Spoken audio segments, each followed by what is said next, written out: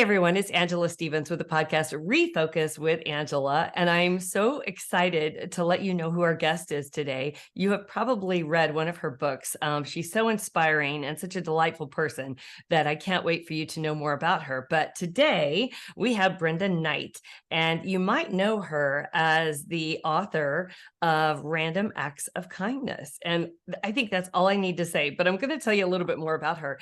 She began her career at HarperCollins. She worked with luminaries, and I'm going to say this: Paulo Coelho, Marianne Williamson, and Houston Smith.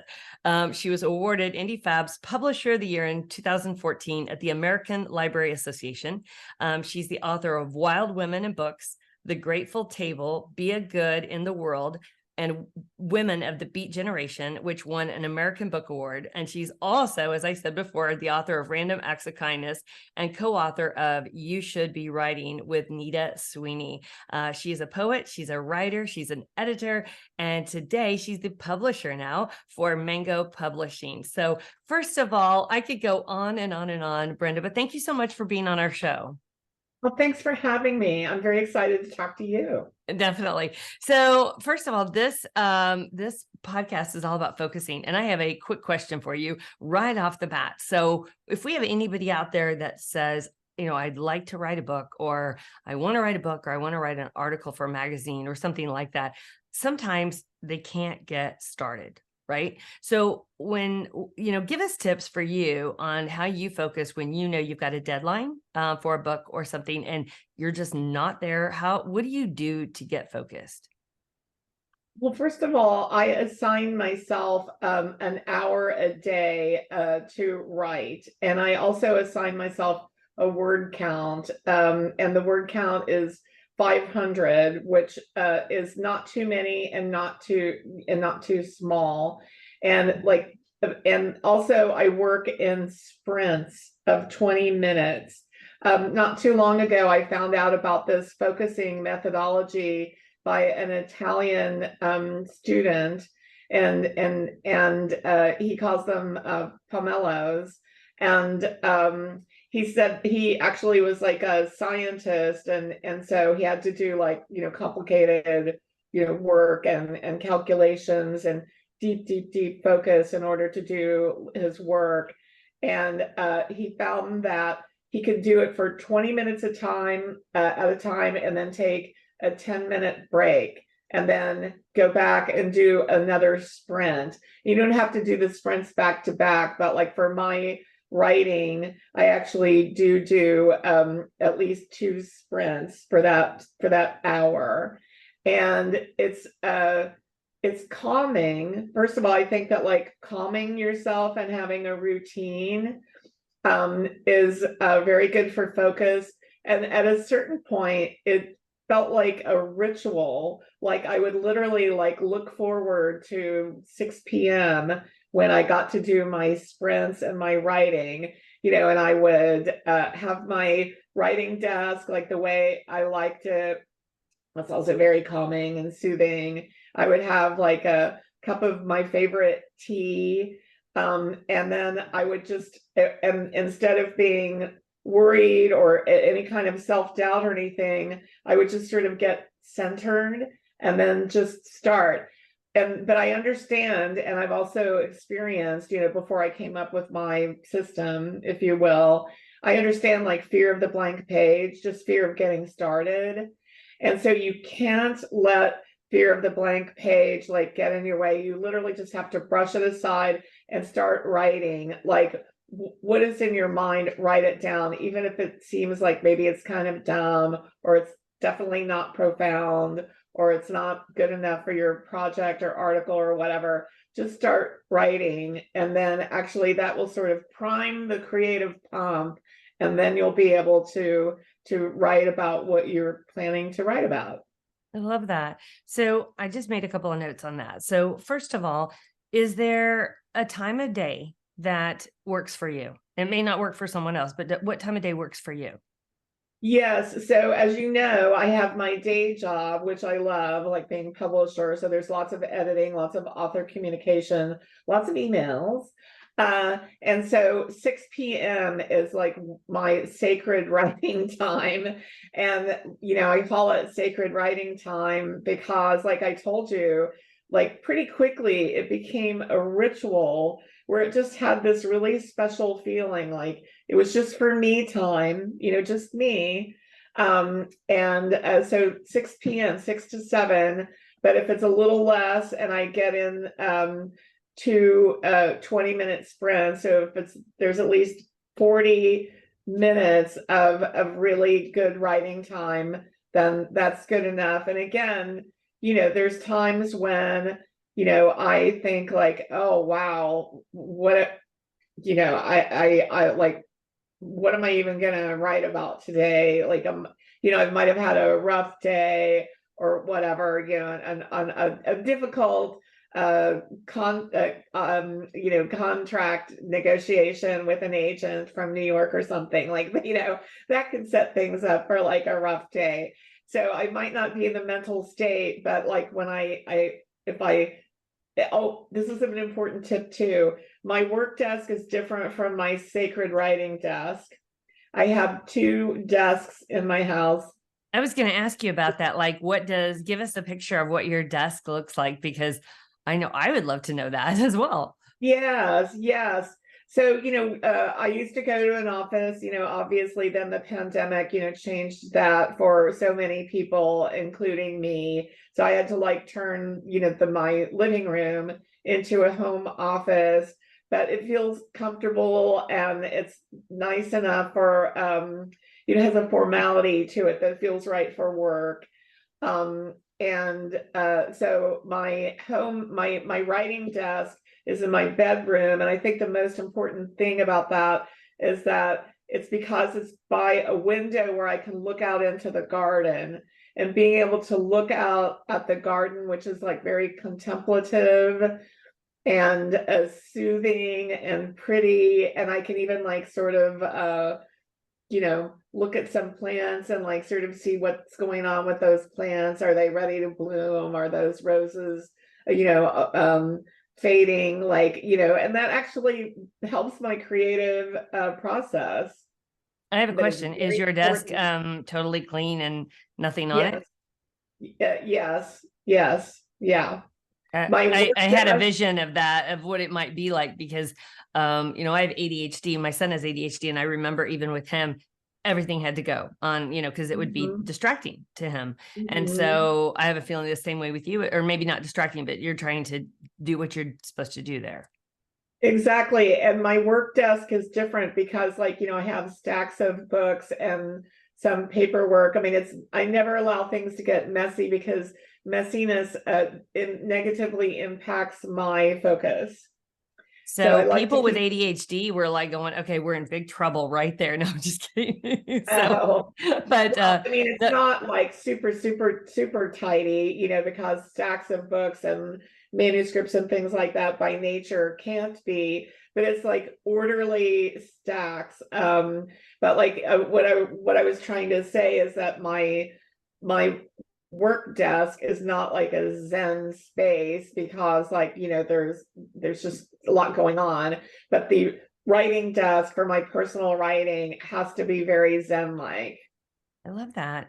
So I've got several questions about that. So if somebody is writing a book, let's say a book, Yes. do they start in the middle? Do they start in the front? Do they the end?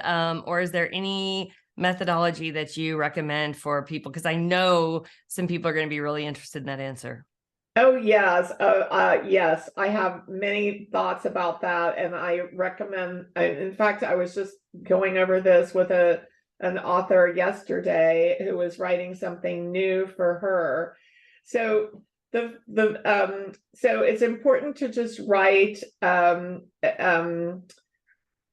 section, a chunk. I just call it a chunk. It could be 500 words, it could be 2,000 words, it could be more. But it's important to get like what you're thinking out of your head and like onto paper, or onto a Microsoft Word file. And then like that has sort of primed your creative pump. But then the very next thing you need to do is create the structure upon which the book hangs. And this is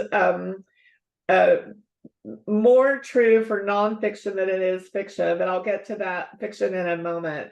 But like the table of contents is like the rebar upon which you're building the house, you know, and the book is the house. And the structure is really, really important. And your first table of contents might not be the final table of contents, but it helps you organize.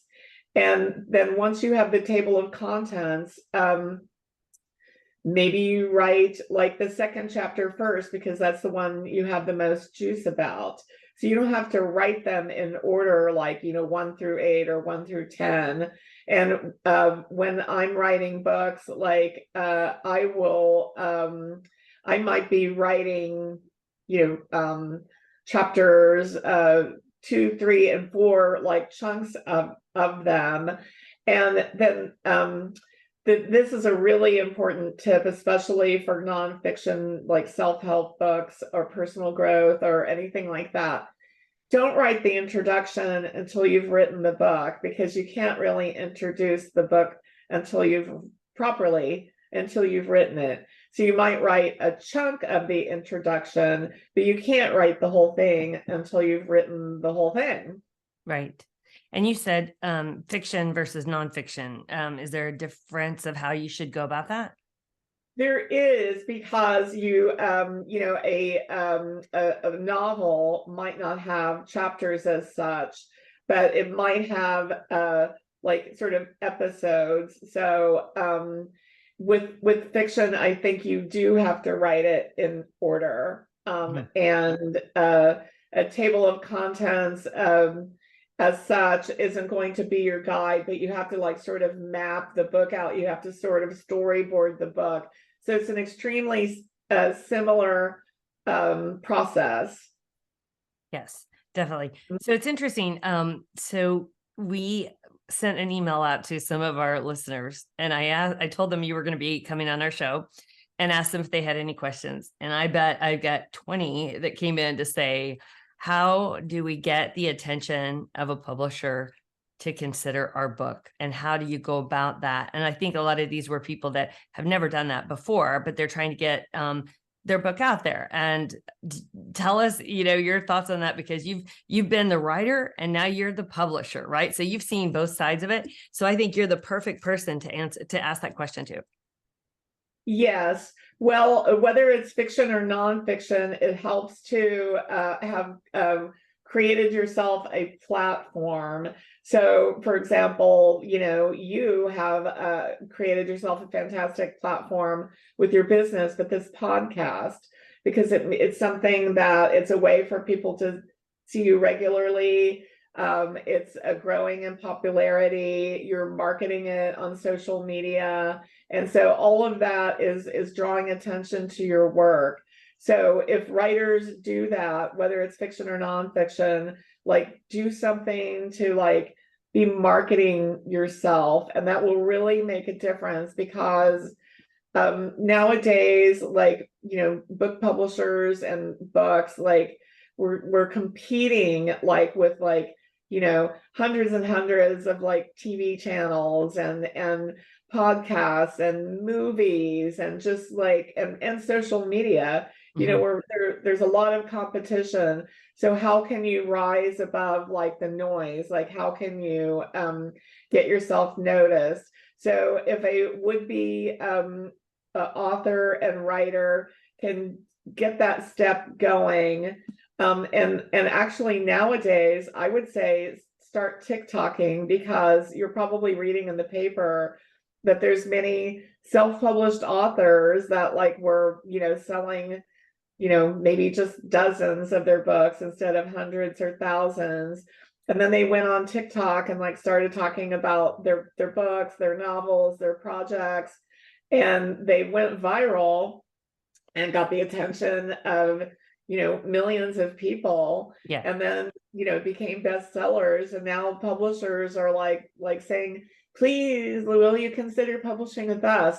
So I would say even if you're 82 years old and you think like TikTok sounds like a lot of trouble, like it's not. I think it's very worth it. So I would say that might like be the fastest way to build your platform. That's great. It's interesting. I ran into a couple of people that were older, and we were doing an event at Staples, and they had said, they came up to me and they said, I'd love to listen to a podcast, but honestly, I don't know how to listen to a podcast. So I said, what's interesting is I said, our second episode is how to listen to a podcast. And I went to my producer and said, that's the first episode I wanted to do, because I know there's a lot of people that don't know. And so, so again, but being older, it's never too late, right? To write a book or to write an article, it's never too late. And sometimes when you're older, you've got more time, right? And so now getting the motivation to do it, that's part of it. But tell us a couple things. What are publishers looking for today in today's world? I mean, has it changed, or are there any certain topics that they're looking for if anyone's interested? That was the other question that we had. Yes. I have to pay attention to the industry. And so I was meeting with, it's, in order to do my job properly. So I was meeting with some Barnes and Noble folks. And they said in part, this was brought about by TikTok and Book Talk, which is like a type of TikTok. But like romance is really, really popular. Then they said romantasy, which is sort of like fantasy romance. Horror, which I have to say I'm personally not that into, although I know so many people are, but like those are like the hot categories for that they're looking for, and that means that publishers are looking for them too, including me. But I mean, as you could tell by my bio and for the books I've written, I love like self-help and nonfiction and inspiration. Me too. Yeah, I just love those kind of books. Those are my happy plays. So I'm personally always looking for that. And like, there's some perennial topics like women and self-esteem, children and self-esteem, teens and self-esteem. But I am really, really open. And I love that I get to learn, in my job, like all the time, because like I'm reading my author's books and learning. And so I'm very Mango and I are like very open. I mean, I also like books on like crafting and cooking and gardening.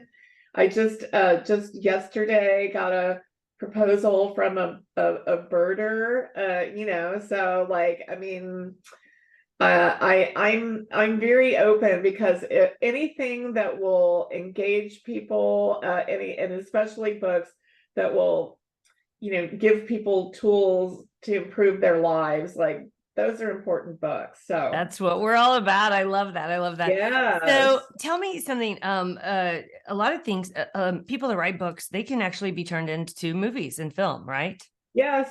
And that happened with some of those TikTokers, like, a self-published, woman that like, nobody had heard of her. And then she started TikToking and book talking. And now there's like, she has a major movie that's going to be coming out. And I love those stories. Like that's really inspirational to me, like sort of DIYing your way to fame. Yeah, exactly. So another person wrote in, and this is a very hot topic right now, and they said, how is AI impacting the writing and the publishing industry right now?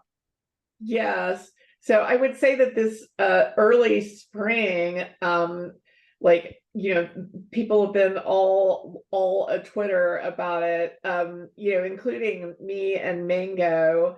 I felt like this worry, maybe I watched too many Terminator movies or something like that. My best friend works at Google, and she writes code, and she's been using AI like for years, because Google has their own proprietary AI, and she just sort of uses it to like sort of check her code, like it's not originating anything. So she just uses it sort of as like a copy editor almost, if you will. Right. But I will say that we don't want our authors' work, their writing, their original content, their intellectual property just out there in the wilderness being used. Yeah. That's not right. That's the big fear for me. So we actually added to our contract that like none of our authors' content can be used in that way. And then I'm very happy to report that the Authors Guild, which is they're like legal and I guess publishing and writing mavens that are there to protect the intellectual property and rights, including legal rights of writers and authors. They're really getting ahead of it and like doing a great job of being protective. So I mean, I know it's sort of exciting and new and what does it really mean, and like, but like I think it pays to be protective of your work, of your intellectual property, of your originality, of your Absolutely. your creativity. So like I'm very much on the side of writers, and like so anyway, we're trying to stay ahead of it, and if any writer is confused or like fearful, which I can understand being fearful about it because it's sort of an unknown. It's like, what's happening? But like go to the Writers Guild and see what they're doing, and they would be able to help you. Right. So I want to bring something up to you. So I have a friend, it's a family friend of mine. It's not me, but it's a family friend of mine who a long time ago, she took a class in writing, and I was so proud of her, but she got a lot of criticism and she never went back. And I always said, listen, I said, that is just a few people out of millions. And I said, that's really too bad, because instead of being helpful and trying to help you, they were criticizing you or cutting your work down. So what would you say to people like that may have had that happen to them? Yes, I have seen that happen too. And here's the thing, when you ask people to like, I mean, the same as for artists, too, like their paintings or whatever it is, like, there's like a feedback loop where people are supposed to give you short for criticism. And like when you ask people to criticize, they're going to do that. I mean, I'm not saying that she asked for that. I'm saying that the structure of the class, that was how the class was structured. So and that really breaks my heart, because like she might have had like something really brilliant, but like people thought it was their job or their duty to like give like, real, and then probably in some cases a really harsh criticism. So that turned her right off. So I would say for if you think that might turn you off and shut you down, turn instead to a book coach. There's many, many, many book coaches that are. I've never heard of that. That's a great idea. Yeah. Well, I mean, like for example, many people that worked in publishing, they retire out, or if they work for like a New York publishing house, Big Five, they might have gotten, laid off in a wave of layoffs. And then what are you going to do? They might have extremely good skills like editing and developmental editing, and they're perfect for book coaches. And there's a book coach in San Francisco, Michael Larson, who started the San Francisco Writers Conference, and he was like a legendary agent.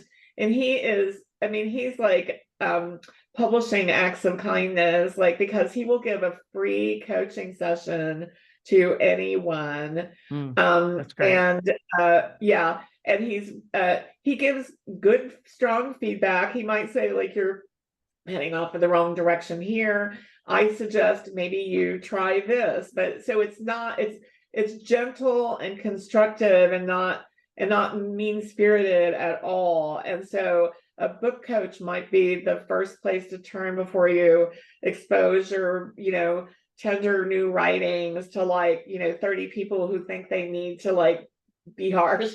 Right. And, the thing is, you're always going to get criticism even after you publish your book. So Yes. you got to have a little bit of tough skin, and it was a long time ago, but I just remember that. And I thought, I knew you would have the answer because I think you and I have the same heart. And it broke my heart because I'm always about encouraging people, and I was always on her to go back. The other thing I want to ask you about that is there are ghostwriters too, right? And we hear that word, right? Can you explain that to our audience, what that is? Yes, I can, because like I am in the process of acquiring a book where the writer, the author isn't like, she's a mountain climber, and so she's in fact like a champion female mountain climber, and which is extremely arduous and also very time consuming. And so that's her superpower, one of her superpowers. And writing isn't yet one of her superpowers. So she engaged a ghostwriter. And I think that like she was interviewed and like made tapes, and then the ghostwriter transcribed and then like rewrote it, and like it flows so beautifully. It's like really strong writing. And I was just sort of marveling about how well that went. So that's just a perfect pairing from somebody who has a fantastic story, and then somebody who can take that story and get it onto the page so that it sings off the page. Yeah. And so, yeah, that can, if you've got a great story, but for whatever reason, you need to you're busy climbing mountains or whatever it is, like that's a good option. And I've seen there's many bestsellers that like, and sometimes you even see the ghostwriter credited, so they're not such a ghost. It might be, famous person with not famous person who, was the writer of their story. Yeah, that's very interesting. I like to see that when the writer is credited. That feels fair to me. Mm-hmm. Yeah, definitely. So, well, first of all, I could sit here and talk to you all day long. I am so inspired by you. I'm inspired by what you do. So I have two questions left for you. One of those is, first of all, random acts of kindness. Where did that inspiration come from, and what was it that made you want to write that book?